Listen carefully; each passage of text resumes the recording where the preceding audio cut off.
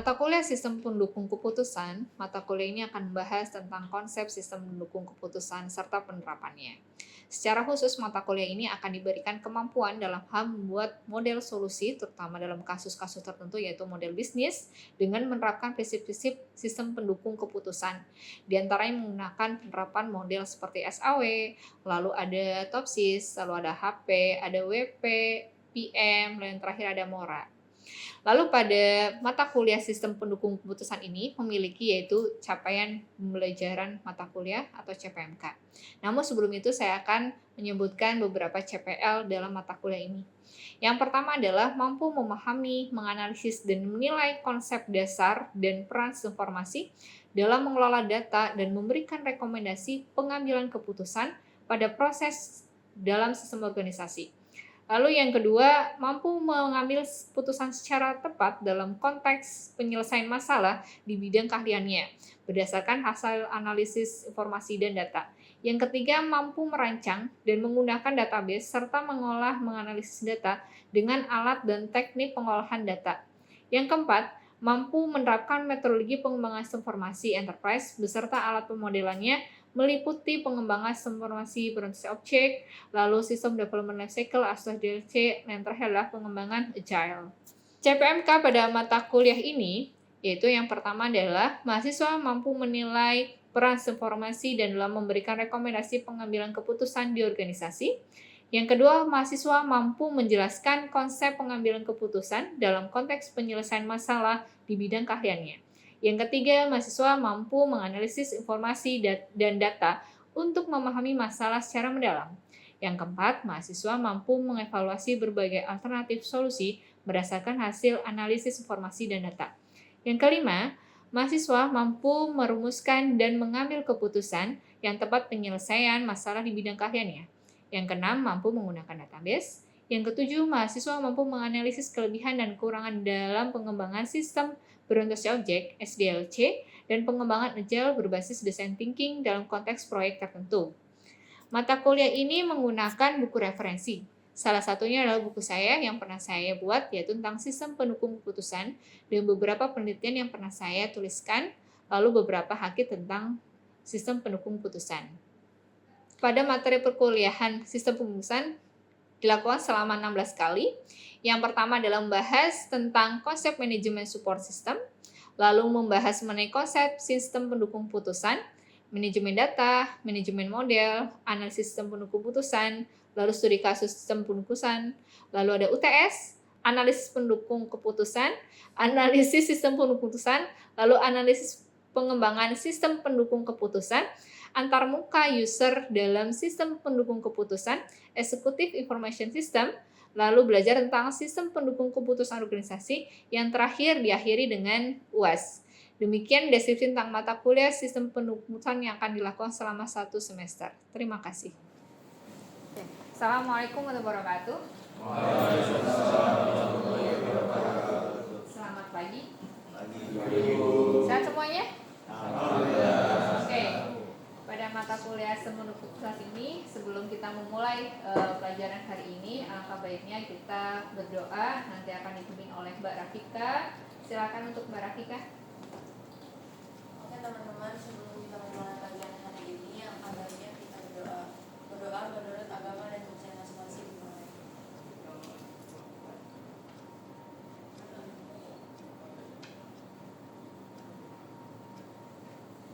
Berdoa selesai. Oke, terima kasih Mbak Rafika. Oke, hari ini semuanya pada semangat? Semangat. Udah pada sarapan? Belum. Oke, nanti habis ini kita sarapan ya. Oke. Hari ini pertemuan 2 pada sistem pendukung keputusan ini kita akan bahas mengenai kerangka kerja di dalam pendukung keputusan itu apa saja. Nah, sambil dilihat kalian boleh coba klik membuka PowerPoint materi pada hari ini. Nah, ini beberapa poin yang nanti akan kita bahas berkenaan dengan materi pembelajaran hari ini. Yang pertama adalah tentang pembuatan keputusan dan perencanaannya. Lalu yang kedua, unsur-unsur dalam pengambilan keputusan itu seperti apa. Lalu pembuatan keputusan dalam proses manajemen serta gaya pengambilan keputusan. Lalu ada studi kasus dalam contoh sistem mendukung keputusan itu seperti apa? Nah, yang pertama itu adalah poinnya berkaitan dengan pembuatan keputusan dan perencanaan kebijakan. Nah, nantinya dalam proses sesi akhir mata kuliah ini kita buat sebuah project base. Nah, project base-nya ini nanti kalian boleh mengambil studi kasus di lingkungan sekitar kalian, boleh di lingkungan universitas atau di lingkungan rumah yang nanti akan berkaitkan sebagai contoh untuk projectnya. Nah, mulai dari pembuatan keputusan, nanti kegiatannya berupa sebuah latar belakang, bagaimana nanti ada pemikirannya, terus gagasan, aspirasi. Nah, ini latar belakangnya yang melandasi nanti kalian membuat judulnya.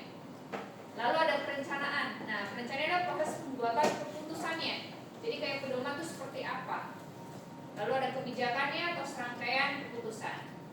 Nah, ada yang tanyakan dulu nggak? Ini adalah inisiasi awal dari sebuah ngebentuk judulnya dari sistem pendukung keputusan. Ada pertanyaan dari teman-teman? Oke, kita lanjutkan ya. Nah, ini beberapa unsur-unsur dalam pengambilan keputusan. Yang jelas banyak. Yang pertama dari tujuan pengambilan keputusan. Contohnya misalkan kita akan membuat SPK tentang mahasiswa berprestasi. Nah, itu kan perhitungan nanti poinnya di yudisium ada mahasiswa terbaik berdasarkan ranking bla bla bla bla. Nah, itu nanti diumumkan. Nah, nanti kalian untuk ini diambil sebuah kriterianya berdasarkan apa? Biasanya kalau untuk mahasiswa prestasi dinilainya itu dari apa saja? Menurut kalian? Dari indeks prestasi kumulatif. Misal dari IPK. Lalu apa lagi? Dari apa, Mbak? Penghargaan atau misalnya dia ikut ajang perlombaan ya? Oke, misalnya ikut perlombaan. Apalagi?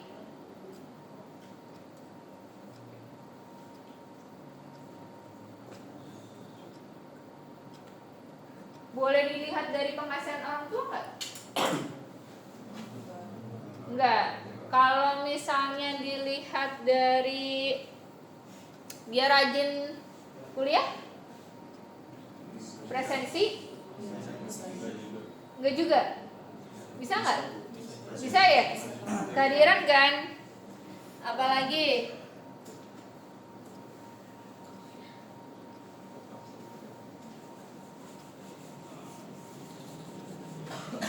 Nah, di sini ada contoh tentang bagian pengambilan keputusan.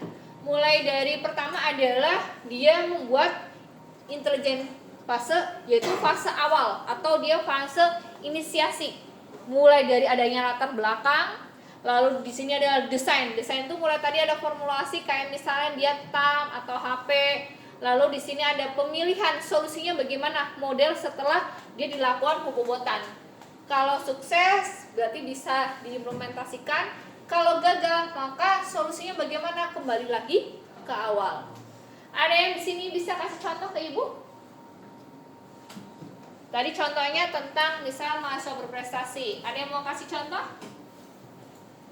ke Ibu? Misalnya SPK yang berkaitan dengan lingkungan kalian, penentuan yang buat kalian tuh bimbang apa ya yang cocok, yang pas.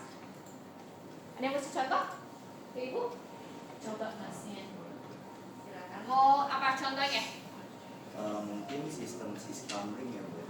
Siskamring jadi gimana Mas? Jadi awalnya kan dari kenyataannya itu ada orangnya suka ada punya di komplek atau di rumah warga setiap malam. Lalu untuk desainnya itu kan diberikan kayak misalkan. Boleh ditulis? Oh, Silakan. Apa sambil ditulis yang mana termasuk fase intelligence, mana yang termasuk fase desain, dan mana yang termasuk fase untuk pemilihannya. Jadi kalau di intelijensi ini dari yang saya tangkap itu awalnya kan dari latar belakangnya apa? Jadi latar belakangnya itu ada maling yang setiap malam di rumah warga. Itu di daerahmu, Mas? Kebetulan kepikiran aja sih, bukan daerah saya ya. Kirain ibu di komplek perumahannya kamu. Oh enggak, Bu. Aman kalau daerah saya. Oke. Iya. Terus untuk desain face-nya ini kan mungkin kayak memakai model HP apa dan lain-lain ini kan. Nah, nanti kalau udah nemu desainnya yang bagus itu apa, maka nanti kan akan mengambil keputusannya itu mau diajarkan seperti apa. Nah, di sini saya mengambilnya kita akan mencoba untuk mengadakan siskamling dari setelah masukkan desain face ini. Ronda malam lah atau enggak? Berarti ada jadwalnya ya? Iya. Jadwal siskamling. Iya, jadwal siskamling setiap malam kan, jadi mungkin sebelumnya nggak ada siskamling, akhirnya karena keresahan warga yang ada banyak kemalingan setiap malam, akhirnya dibuatlah siskamling ini. Dan setelah itu kita kan bakal diimplementasiin ya, Bu. Nah, kalau misalkan gagal, maka kita akan kembali ke awal mencari keputusan yang lain, hal-hal yang lain yang bisa dilakukan, mungkin menggunakan portal atau menggunakan hal lain gitu, Bu. Kalau dari saya itu sih, Bu, contohnya yang saya dapat. Oke. Terima kasih, Mas, siapa? Fatir, Bu. Oke, makasih.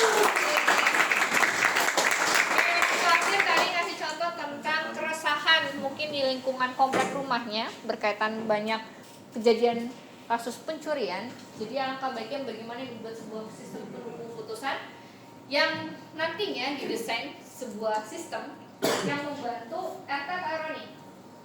RW mungkin, Bu, ya, karena lingkupnya ada lebih luas kalau. Oke, berarti lingkupnya gede ya. Iya. Oke, nanti membantu Pak RW bagaimana caranya membuat siskamling yang aman, nyaman, dan membuat ketenangan, terutama untuk warga di lingkungan RW-nya sendiri. Iya. Kalau cocok berarti diimplementasikan, kalau tidak cocok apa nih yang salah? Iya. Terima kasih Mas Fatir. Nah, ada pertanyaan dulu dari teman-teman yang lain? Ada yang mau kasih contoh lagi? Boleh nggak kayak misalnya kita buat sistem pendukung keputusan provider? Kan kalau mahasiswa seneng yang provider yang murah, kuotanya banyak, terus bisa lama. Di sini macam-macam providernya. Ada yang pakai Indosat? Ada. Contoh kita akan buat sistem pendukung putusan untuk fase yang pertama intelijen adalah kita membuat kriteria adalah provider. Jadi provider itu apa aja? Ada Indosat. Apalagi? Telkomsel. SL ikutnya apa? SL sendiri ya? SL. Lalu apa lagi? Smartphone, Bu. Smartphone masih ada? Masih. Oke. Siapa yang pakai? Banyak ya? Iya. Smartphone. Apalagi? Oh, Tri masih ada? Itu zaman ibu SD. Tri, apalagi? Exia masih ada? Exis apa sih ya? Exis ya? Exis, apalagi? Oh, Axis ya. Apalagi? Bayu. Bayu Telkomsel. Anak perusahaannya. Berarti sama aja ya Telkomsel ya. Oke. Berarti ada berapa nih? Itu aja ya provider. Gak ada lagi. Apa ini kriteria kamu memilih Telkomsel sebagai membantu kelancaran kalian setiap hari? Jaringannya. Kalau harga? Harganya ya. Apa ya? Kalau kuantitas kuotanya cepet habis nggak? Enggak. Boros nggak? Hah? Tergantung Tergantung pemakaian. pemakaian. Iya. Soalnya saya beli minggu saya kalau 5 GB itu hampir 70.000 ya. Sekian. Enggak sih. Ada macam-macam. Oh, sakti. Lebih mahal ya? Terus apa lagi? Jangkauannya, Bu, luas. Jangkauannya lebih luas. Iya. Oke. Berarti dia sampai pelosok desa hilang nggak? Bisa ada. Hah? Masih ada di Aman. Biasanya kan kalau contoh kalian pernah naik kereta api nggak? Terkadang kan masuk ke desa tertentu mati kan, hilang. Kalau Telkomsel stabil. Masih ada. Sejauh ini ada aman lah ya. Oke. Yang pakai SL siapa?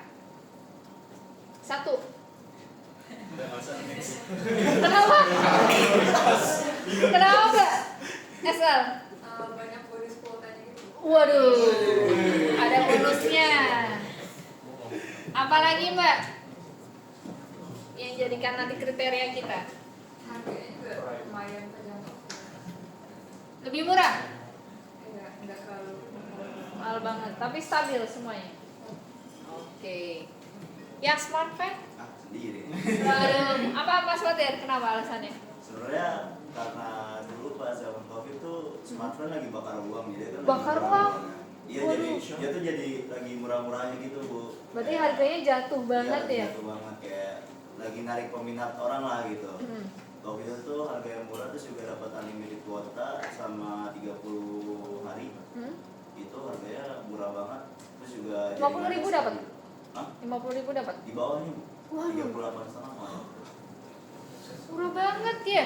Berapa giga itu? Kalau itu unlimited Bu sampai 30 hari. Wah, Nah, itu bisa tapi buat plan do itu. tapi pas udah mulai sekarang udah apa ya, mulai hilang-hilang lah apa paketan kayak gituannya. Sekarang 3,5 dapatnya paling 10 giga 12 giga. Tapi masih setia dengan smart life. Ya mau males ganti nomornya. Oke. Jadi Pak, dari sana mana lagi ya. Ada yang pakai tri? Wah, 1, 2. Kenapa Mbak? murah sih. Murah. Tri sama smart life lebih murah mana nih? Tri. Oke. Kuotanya? Sebenarnya murah terus kayak tiap pengisi pulsa dapat bonus kuota. Iya. Bonusnya Oh, banyak. MB. Ya. Kadang dapat kuota gratis gitu tiba-tiba juga. Dapat 10 giga? Kita dapat 1 giga. 500 MB gitu-gitu 200 MB. Oke, lumayan lah ya. Tapi untuk semua ini ada di kalian kriteria ini. Tapi kalau jaringan juga. Oh, jaringan enggak? Oh, Wah, tri hilang. Kalau aku bagus. Bagus. Gimana pun. Aku hilang. Daerah mana itu? Daerah mana? Depok. Depok. Oh, daerah mana mbaknya? Kalau kota Timur. juga kalau Jakarta Timur. Kalau keluar kota juga kadang suka hilang. Suka yang berarti harus ada plan kedua mbak provider. Nanti kita coba di sistem pendukung putusan. Ada yang pakai Axis? udah gabung tuh kayak Excel. Iya, dia Oh, masuknya udah masuk SL. Oke. masuknya Excel Axiata. Oh, berarti udah ini ya, jadi beli ya sahamnya. Nah, kita membuat sistem penuntusan provider terbaik menurut versi mahasiswa. Kalau mahasiswa kan dilihat dari pertama adalah kantong kalian kan, tiap hari dapat uang jajan dari orang tua tuh berapa. Nah, ini berdasarkan pengalaman mahasiswa. Nah, setelah itu dipilih sebuah desainnya. Desainnya ini ya, kriterianya. Lalu kita pilihkan sebuah metodenya, choice, yaitu berupa kalau untuk produk itu pakainya bagusnya adalah WP, weight product. Jadi untuk menentukan produk ini mana yang bagus nih, mana yang berdasarkan rankingan pertama. Kalau saya rasa pertama untuk pengguna di Indonesia itu lebih banyak, kalau nggak Indosat ya Telkomsel sama SL. Selebihnya mungkin jarang. Pasti 3 ini akan tertinggi. Nanti dapetin datanya gimana Bu? Kalian isi sebuah kuesioner. Pakainya adalah Jifong yang kalian sebarin linknya. Nanti dikalkulasi hasilnya menggunakan WP. Hasil dari Excelnya ini ya, kuesioner dimasukin ke WP, lalu dilakukan rankingan yang di 1, 2, dan 3 terbaik provider itu siapa. Ada pertanyaan dulu? Nanti hasil implementasinya ini ya. Kalau misalnya sukses, oh berarti 3 ini. Kalau gagal, kita ulangin lagi yang cocok kriterianya itu apa saja. Sejauh ini ada pertanyaan teman-teman? Ya gimana seperti itu? Itu kalau dari metode itu, dari masing-masing metode itu berarti tergantung dari kita mengambil keputusan tentang apa ya Bu? Iya betul. Latar belakangnya apa? Jadi ada yang namanya SAW. SAW itu biasanya untuk yang dasar, kayak untuk pemilihan berprestasi boleh. Terus ada yang namanya AHP. AHP itu kayak untuk bisa untuk berprestasi, prodar dan sebagainya. Ada TOPSIS. Jadi macam-macamnya. Terus ada PM. PM itu profile match. Jadi ini bisa digunakan kayak misalnya kalian penentuan. Saya rasa kalian di sini pakai sepatunya itu kan beda-beda. Mungkin kalian ada titik kenyamanan masing orang kan berbeda-beda ya tumitnya. itu bisa dijadikan SPK. Mana nih yang lebih unggul mereknya? Misal mulai dari Adidas, Nike, terus ada Skechers, lalu ada apa lagi? Vans, apa lagi? Converse, apa lagi? Apa?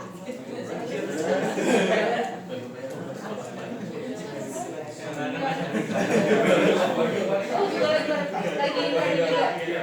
Oke. Nah, itu bisa dijadikan SPK. Nah, jadi macam-macam kayak gini. Kalian pakai kemeja, itu kan berdasarkan merek masing-masing kan. Pakai jam tangan. Nah, itu menjadikan sebuah keputusan. Kalian mau milih mana nih terbaik? Kayak misalnya milih jam tangan. Oh, ternyata ini awet nih. Baterainya mungkin dilihat, oh, awet 1 tahun, 2 tahun dan sebagainya. Paham ya? Sama, saya pakai kacamata. Mungkin kalian ada beberapa kacamata, merek frame-nya kan beda-beda ya. Dilihat mungkin dari kenyamanan dia di mata, di hidung, dan untuk macam-macamnya. Nah, itu bisa dijadikan sebuah SPK. Ada pertanyaan dulu? Paham ya? Sama seperti kalian SPK penentuan kenapa sih kalian milih merek motor Yamaha atau Honda atau Suzuki. Nah, itu bisa dijadikan SPK juga. Mobil pun sama. Atau kalian naik transportasi, kenapa sih naik MRT? Kenapa nggak naik KRL? Kenapa nggak naik TJ? Kenapa nggak naik angkot? Itu bisa dijadikan SPK. Jadi banyak ya. Sampai sini ada pertanyaan dulu dari teman-teman kelas B? Sudah paham? Oke. Nah, ini sama untuk fase pengambilannya. Oke. Nah, sekarang untuk nanti tugasnya, coba kalian buat tentang SPK dari terserah kalian mau bikin topiknya apa. Nah, kalian buat mana yang termasuk intelligence, mana yang termasuk desain, dan mana yang termasuk choice. Nah, nanti minggu depan kita akan bahas mana nih yang menurut kalian itu sesuai dengan 3 ini. Nah, lalu minggu depan kita coba nanti dari teman-teman yang mau presentasikan contoh studi kasus tentang SPK di lingkungan kalian yang tadi Ibu bahas. Teman-teman ada pertanyaan dulu?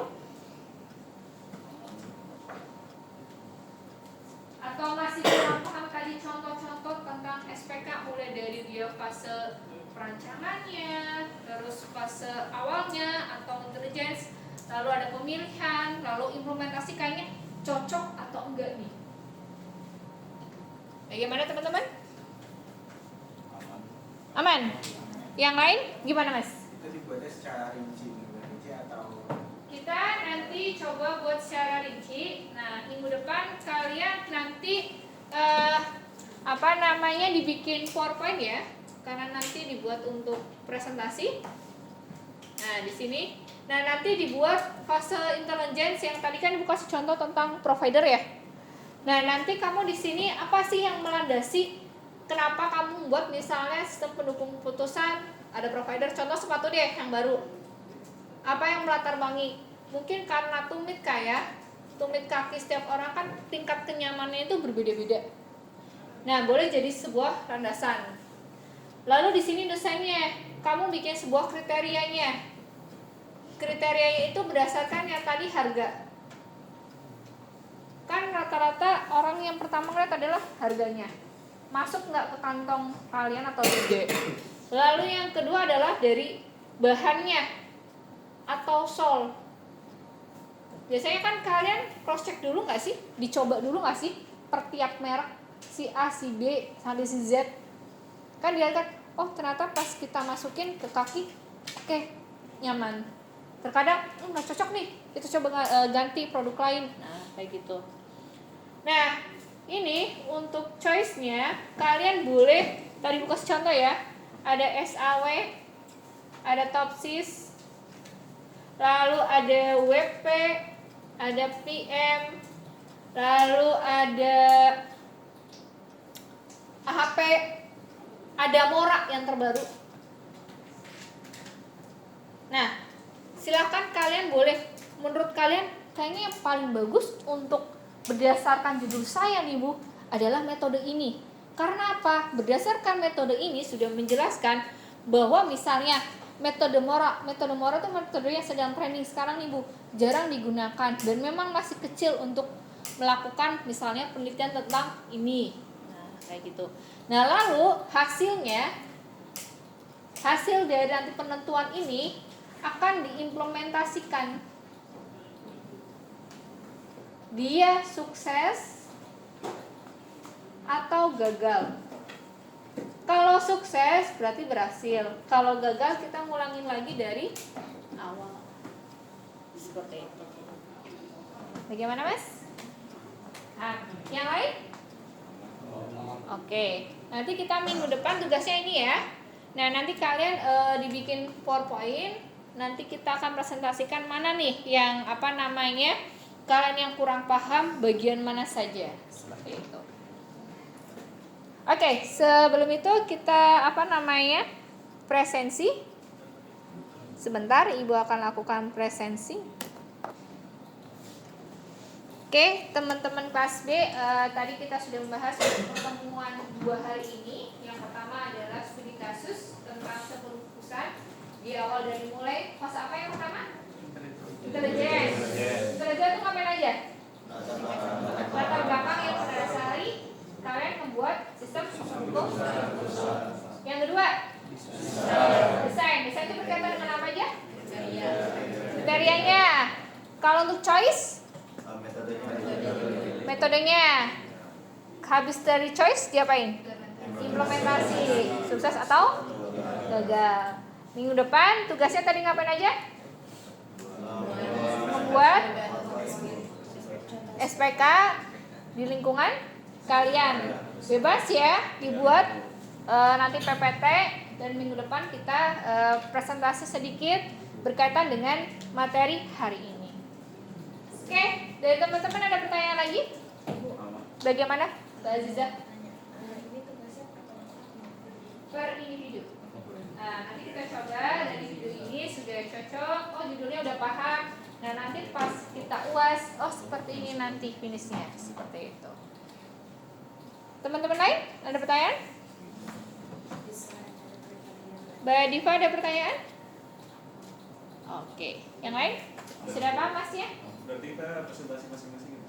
Enggak, nanti siapa yang mau maju. Yang penting kalian sudah punya tugasnya sudah dikerjakan, sehingga boleh nanti dinilai sama ibu. Bu, kayaknya ini udah sesuai atau belum? Nah, kalau sudah sesuai, boleh nanti sebagai referensi untuk sebagai project untuk UASnya. Jadi seperti kita nanti untuk konsultasi apa sesuai atau tidak. Dari teman-teman lain ada pertanyaan? Bagaimana? Sampai choice aja. Nanti kan implementasinya kita menghitungnya saat nanti projectnya. Cuma projectnya UASnya kita Untuk mempertegas lagi, berarti intinya kita cuma menggambarkan dari tiga itu. Ya, intelijen, desain, dan choice. Dari contohnya kayak gitu tadi yang kayak dari Ya. sepatu atau Provider atau mahasiswa atau kalian ini mobil, sepatu, motor dan sebagainya. Baik. Teman-teman yang lain? Ada pertanyaan lagi? Sudah paham materi hari ini?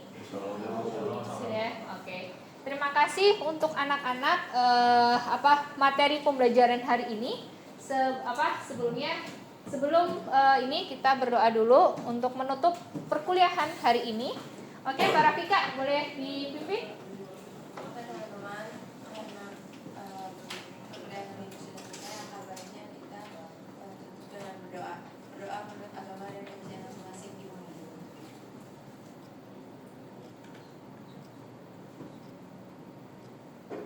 Berdoa selesai. Terima kasih Mbak Rafika. Oke, terima kasih untuk anak kelas B. Materi perkuliahan ini sudah selesai. Tugasnya jangan lupa minggu depan. Kita berjumpa lagi di minggu depan. Terima kasih banyak. Wassalamualaikum warahmatullahi wabarakatuh. Yuk, hati-hati di jalan semuanya.